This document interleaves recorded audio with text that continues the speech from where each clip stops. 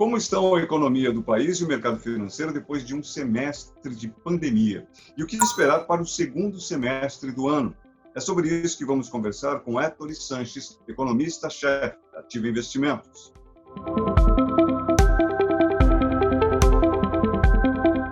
Olá, seja bem-vindo ao Análise de Mercado, um programa da Ativa Investimentos que ajuda você a entender melhor o cenário econômico e como ele afeta a sua vida. Eu sou o Guto Abranches e hoje vamos conversar sobre o período pós-pandemia. Depois de muita incerteza no cenário econômico global, alguns países já começam a ver seus comércios voltando a funcionar e os consumidores igualmente de volta às ruas. O que esperar desse novo período? Comigo hoje, para esse bate-papo, está o economista-chefe da Ativa Investimentos, Héctor Sanches. Tudo bem, Héctor? Oi, Guto. Tudo bem, e você? Bacana também, é um prazer ter você com a gente aqui, super importante. Deixa eu começar te perguntando o seguinte, o intuito da nossa conversa, do nosso programa, é apontar perspectivas, mas você tem como fazer para a gente, em linhas mais para gerais, um balanço do que foi esse primeiro semestre do ano, do ponto de vista da economia, para depois a gente remeter para a questão do financeiro? Posso dizer que esse primeiro semestre de 2020 foi o pior da história econômica global, né? E com destaque ali para aquele bimestre, março, abril, que foi bem terrível em termos econômicos, né? Se a gente falasse em dezembro de 2019, que a gente ia ter uma queda tamanha como ocorreu ao longo de 2020, ninguém ia acreditar. Mas essa pandemia ela veio afetar muito as economias, começou sendo negligenciada, começou a tomar corpo, as economias começaram a fechar, né? Porque a pandemia em si, em termos numéricos, eu não quero ser indelicado, espero que não ofenda ninguém, mas em termos numéricos ela não gera impactos gigantescos de PIB, né? Pensando na população trabalhadora. Mas o lockdown e todo esse processo econômico de confiança, de mobilidade, tudo isso acaba gerando uma queda e sobrepujando até mais do que os próprios falecimentos que, infelizmente, vieram a ocorrer. Então, foi um primeiro semestre bem ruim. O ponto positivo é que ele termina em ascensão, né? Então, nós fizemos o low, né? Fizemos o ponto de mínimo ali na metade do semestre, exatamente o fim do primeiro trimestre, início do segundo, e agora a gente já entrega um junho com uma perspectiva marginalmente melhor. Abril, como vários agentes da economia e vários analistas estão apontando, foi o fundo do poço efetivamente? Com certeza, Guto. Eu tenho olhado diversas estatísticas porque essa pandemia também forçou com que os economistas mudassem o escopo de indicadores que a gente olha. Porque, por diversas vezes, a gente está hoje, em julho, a gente está falando de indicadores que ocorreram em maio, né? Então, é uma defasagem grande. Então, mudou o mix e a gente começa a olhar os indicadores de alta frequência. Então, o fundo do poço, efetivamente, nos indicadores antigos, ainda nem apareceu. Em serviços, por exemplo, ainda está bem ruim. Mas nesses indicadores de alta frequência, a gente consegue identificar isso. Então, algumas coisas já mostraram uma aceleração forte. E tinham coisas que não tinham nem mais para onde cair. Infelizmente, o que mais sofreu e continua sofrendo é o setor de turismo, né?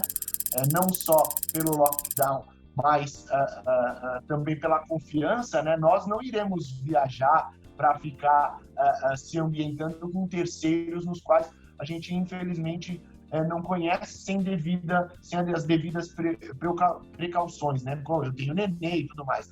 Então, esse setor ainda sofre muito. A gente para de ver queda porque, por exemplo, ele já caiu 80%. Ele está no mínimo do mínimo. É o famoso daí para cima, né? Então, assim, o abril acaba sendo o fim do poço, teve gente que não saiu, o comércio já vem bem, mas tem gente, como é o caso do turismo, que ainda está bem lá embaixo. Essa recuperação que você mencionou, todos torcemos por ela, quanto mais efetiva e mais robusta, né, que é um termo recuperado recentemente que está na moda, quanto mais robusta ela for, mais interessante. O país já vinha precisando de um crescimento sólido há algum tempo. Agora, então, nem se fala. Mas eu queria fazer aí uma reflexão em relação às recuperações que estão acontecendo, na comparação, por exemplo, com o mês de abril, em que medida isso for viável, comparar, não tem um elemento, pelo menos, ou parte desses índices que aparecem, que é estatístico? Vou dar um exemplo prático. O setor de vestuários dentro do comércio, ele foi um dos setores que caiu assim, 90%. No mês seguinte, ele chegou a subir 136%, comparado com o mês anterior. Entretanto, na comparação interanual, ele ainda cai 60%. Então, assim, o efeito base impulsionou para 130, para 100 e alguma coisa, só que na comparação com o normal, que seria o do ano anterior, ele ainda se mostra muito deprimido. É um setor que sofreu bastante. Esse efeito estatístico, que é o efeito base, a gente considera na nossa conta. Um exemplo clássico dentre os economistas, e se tiver algum argentino que eu venha ofender, me desculpe, mas o exemplo é a Argentina. A Argentina ela vem de quebras sucessivas e o PIB vem caindo sucessivamente. E aí as pessoas falam que qualquer produção, qualquer incremento faz com que o PIB da Argentina cresça 7%, 8%, 9%. Precisa apenas engrenar, porque a base de produção lá já está bastante deprimida, dado o histórico que se viveu aí ao longo desde que a Argentina existe, né? São 8 defaults na história, mas com uma intensidade maior desde o final de 90. Turi, só para arrematar esse aspecto mais da macro, e o emprego?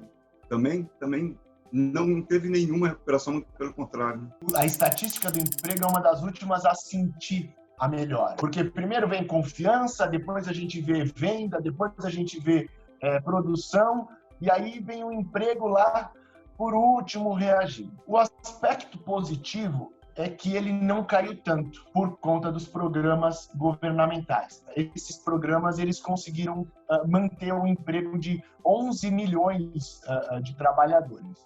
O ponto ruim é que isso joga uma recuperação do emprego mais para frente. Porque antes de ter uma contratação efetiva, né? Então, eu estou desempregado e preciso de um emprego. Antes de eu conseguir esse emprego, esse estoque de 11 milhões ele vai ter que ser consumido, porque nós temos mão de obra ociosa nesse estoque, seja por suspensão ou por redução de jornada. Então, isso joga a recuperação do emprego mais para frente.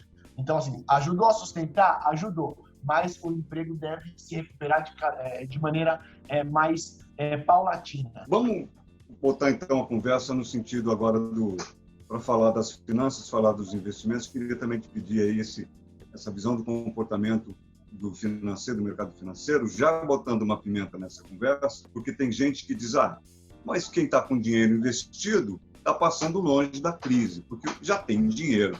É isso mesmo? Então, a gente tem que considerar duas coisas, né? Quem tem um estoque elevado, ele tem um seguro maior. Então, quem conseguiu juntar dinheiro, quem consegue juntar dinheiro, tem um seguro maior, porque se vier ter algum problema no fluxo, você consegue se segurar.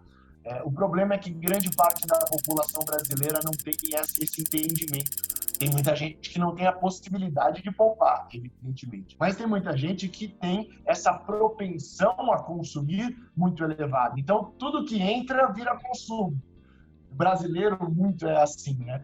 E não faz essa poupança daí. Então, assim, de fato, esse pessoal tem um seguro maior, mas muita gente que tem um seguro grande sofreu no fluxo também e está tendo um processo de despoupança.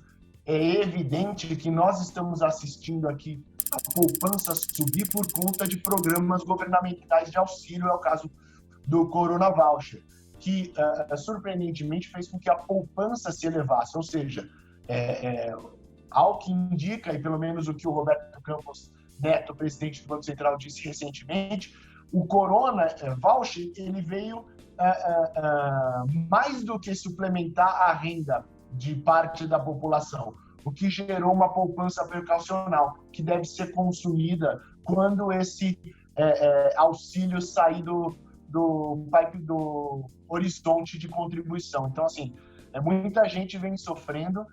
Quem tem a poupança, quem tem um investimento, né, que eu nem gosto muito da poupança, mas quem tem um investimento consegue sim arbitrar melhor uma situação como essa de infelicidade. Do ponto de vista de segundo semestre ainda deste ano, já apontando talvez para a virada para 21, para onde olhar?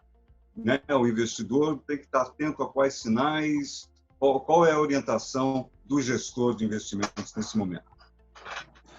Primeiramente, a gente tem que olhar para a economia, porque os ativos eles são reflexo do que a economia está nos dizendo, né? Então, o segundo semestre ele vem com uma recuperação encomendada. Não é uma recomendação pujante. A gente não está falando de que o mundo e o Brasil vai crescer sobremaneira, mas é uma recuperação gradativa. A nossa perspectiva para o crescimento do PIB em 2021 é de 3%. Ou seja, a gente caiu 5% e vai recuperar só 3%. Não é um sobressalto, mas é uma recuperação que, na minha avaliação, é consistente. Isso se reflete nos processos, principalmente, na minha avaliação, nos ativos mais arriscados. Então, você vai ter aí isso sendo precificado e sustentado, principalmente na Bolsa. Eu não vejo uma perspectiva de reversão desse processo altista que a gente está vendo aqui na tela. Porque o enxugamento da liquidez não deve ocorrer, e 2, porque a gente tem essa perspectiva de avanço sim. Os juros, ele deve permanecer deprimido até pelo menos o final de 21, a fim de estimular a economia a ganhar uma atração maior. Aqui na ativa, a gente tem a perspectiva de que os juros fiquem estável pelo menos até o final de 2021. Então, assim, a 2,25, se tiver um corte na próxima reunião a 2%, então é um patamar bem baixo para remuneração de juros também. Pensando, assim, nos clássicos, renda fixa e da renda fixa e da renda variável. Eu queria pedir uma mensagem aí final nessa etapa, nessa nossa entrevista. Haverá outras, se Deus quiser. Mas uma mensagem final sua para o investidor com vistas aí, acho que mais dirigidamente, mais focadamente ao segundo semestre agora do ano. A gente ainda está num processo de pandemia. Se proteja, invista, pois você precisa de rendimento. Todos nós precisamos de rendimento. Tome cuidado com especulações, tome cuidado com bolhas. Muita gente aprendeu nesse primeiro semestre que bolhas estouram e a gente acaba perdendo dinheiro. Então, invista com cuidado, consulte o seu comercial, o seu assessor aqui na Ativa. Nós estamos aqui para ajudar. Esse segundo semestre ele tem uma boa perspectiva, uma sólida perspectiva. Vamos retomar a confiança e vamos seguir adiante. O Brasil ele tem tudo para ser a bola da vez com essa agenda finalmente de arrumar a casa, né? Todo governo ele vem e arruma um pouquinho a casa em determinados fatores. Esse governo segue nessa agenda e implementa essa agenda reformista junto com o legislativo. Eu tenho ótimas perspectivas para o Brasil, sólidas, robustas, como você colocou. Eu acho que a gente tem um futuro brilhante pela frente. Espero que ele, de fato, se consolide. Foi um prazer falar com você, Guto. Muito obrigado pela oportunidade. Ettore, muito obrigado pelas suas informações. Eu acho que ajudou muito a esclarecer as coisas para quem acompanha a gente aqui no nosso canal. Muito obrigado. Tchau, tchau. Até uma próxima, pessoal. A Ativa Investimentos conta com uma equipe de especialistas preparada para ajudar a todos os tipos de investidores. É uma assessoria fundamental nesse período de crise. Se você quiser contar com essa assessoria, é só abrir a sua conta gratuitamente em ativainvestimentos.com.br. Se você gostou desse vídeo, não deixe de se inscrever e de conhecer as outras produções do nosso canal. Eu sou o Guto Abranches, até o próximo Análise de Mercado.